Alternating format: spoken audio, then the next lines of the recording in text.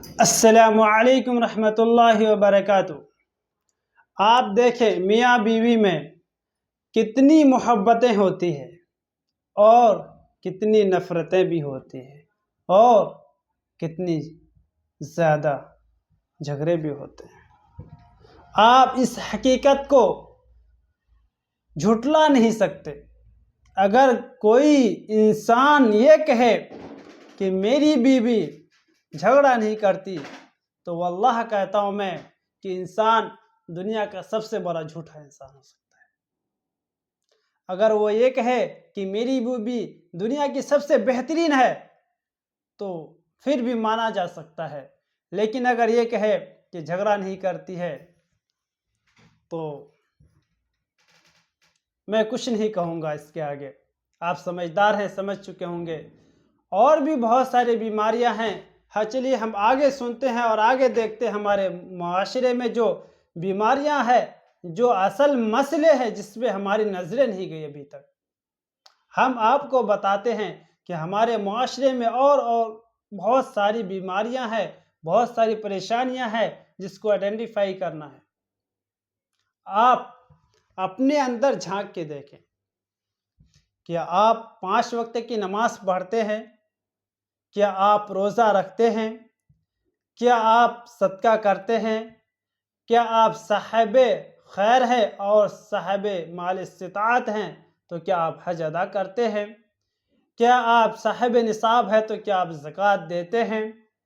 اگر ان سب باتوں کا جواب نہیں ہے تو میرا کہنا یہ ہے کہ انہی سب بیماریوں کو تو آئیڈینٹیفائی کرنا ہے۔ یہ ایک بیماری ہے ہمارے معاشرے میں کہ انسان کے اندر مال رہتے ہوئے زکوٰۃ نہیں دیتا، صاحب نصاب رہتے ہوئے زکوٰۃ نہیں دیتا، صاحب نصاب رہتے ہوئے حج ادا نہیں کرتا، اور جسم میں طاقت ہونے کے باوجود 5 وقت کی نماز ادا نہیں کرتا۔ انسان اپنے لیے ہر چیز کوشش کرتا ہے، لیکن اپنی آخرت بنانے کے لیے کیا کرتا ہے؟ دنیا کو سنوارنے کے لیے، گھر کو سجانے کے لیے، لوگوں کو دکھانے اور بتلانے کے لیے ہر چیز کرتا ہے، بھوکے رہتا ہے، 3 ٹائم کھانے کے بجائے 2 ٹائم اور 1 ٹائم پہ گزارا کر لیتا ہے، لیکن وہ انسان اپنی آخرت بنانے کے لیے 10 روپیہ صدقہ نہیں کر سکتا۔ لیکن وہ انسان آخرت بنانے کے لیے مسجدوں میں اور مدرسوں میں نہیں دے سکتا، لیکن وہ انسان اپنی آخرت بنانے کے لیے کسی کو صدقہ اور تحفہ نہیں دے سکتا۔ ہاں، اس نے دنیا بنانے کے لیے ہر طرح کی کوشش کی ہے، اور آپ کو اس بات سے بہت ہی افسوس ہوگی کہ ایک انسان اپنے مال کو جمع کرتا ہے اور جب اس دنیا سے جاتا ہے تو خالی ہاتھ جاتا ہے۔ وہ کیوں؟ وہ اس لیے کہ اس نے کبھی آخرت کو ترجیح نہیں دی۔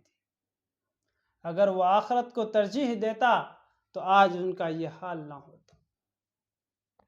آپ کو معلوم ہے جس قوم نے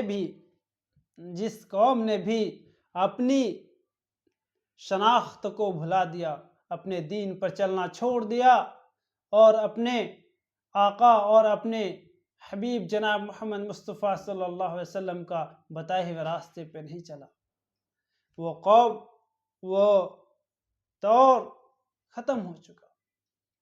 آپ روس کو دیکھ لیجئے، آپ روم و فارس کو دیکھ لیجئے، آپ اندلس کو دیکھ لیجئے، جہاں پہ مسلمانوں کی حکمرانی تھی۔ آپ ہندوستان کا خود 800 سالہ حکومت دیکھ لیجئے، آپ ہندوستان کا مغلیہ حکومت دیکھ لیجئے۔ 800 سالہ حکومت ہماری کہاں چلی گئی؟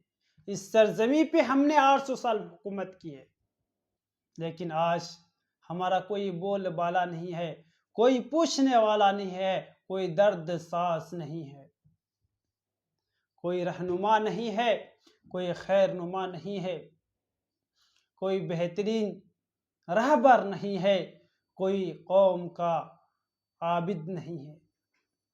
اگر ہم ایسے ہی جھلستے رہے، ایسے ہی اپنے دین سے دوری بناتے رہیں تو واللہ ایک دن آئے گا جس طرح محمد شاہ رنگیلے کے بعد انگریزوں کا قبضہ ہو گیا، وہ بھی وقت دور نہیں کہ ہو سکتا ہے آج ہمیں تو پھر بھی نماز پڑھنے کو جگہ مل جاتی ہے، اذان دینے کے لیے مسجدیں ہیں۔ واللہ کہہ رہا ہوں اگر آج ہم نے اپنی دین کو مضبوطی سے نہیں پکڑا تو کل وہ وقت آئے گا، خدا نہ کرے، کہ جب ہمیں اذان دینے سے روکا جائے گا، ہمارے لیے مسجدیں نہیں ہوں گی۔ آپ نے سنا ہوگا کتنی ساری مسجدوں کو شہید کر دیا گیا، لیکن پھر بھی ہمارے اوپر ذرا بھی کوئی افسوس نہیں ہوا، ہمارے بدن کے رونگٹے کھڑے نہیں ہوئے، ہمارے حبیب صلی اللہ علیہ وسلم کا دین مٹا جا رہا ہے اور ہم مست اپنی زندگی گزارنے میں، اپنی بیوی بال بچوں میں مگن ہیں۔ آپ صلی اللہ علیہ وسلم کے دین کو پھیلانے کی کوئی فکر نہیں ہے، ان پر عمل کرانے کا کوئی فکر نہیں ہے، جبکہ حدیثوں میں آتا ہے اس دور میں اگر ایک سنت پہ کوئی عمل کر لے یا اس کے ذریعے کوئی اور عمل کر لے تو اس کو 100 شہیدوں کا ثواب ملتا ہے۔ آپ کیجئے نا، آپ خود بھی کیجئے اور دوستوں سے بھی کروائیے۔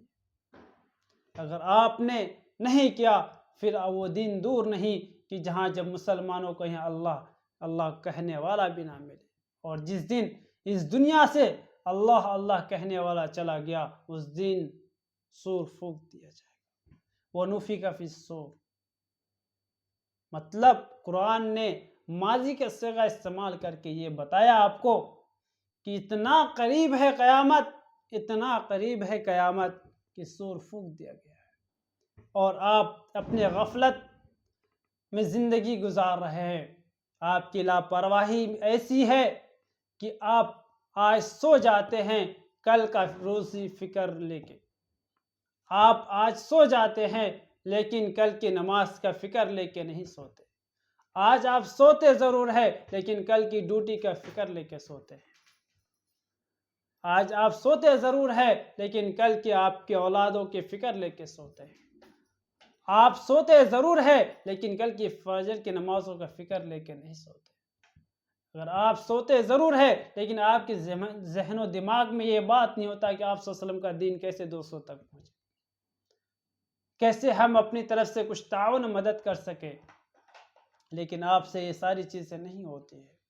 وہ کیوں نہیں ہوتی ہے؟ اس لیے کہ ہم نے دین کو صحیح طریقے سے استعمال نہیں کیا۔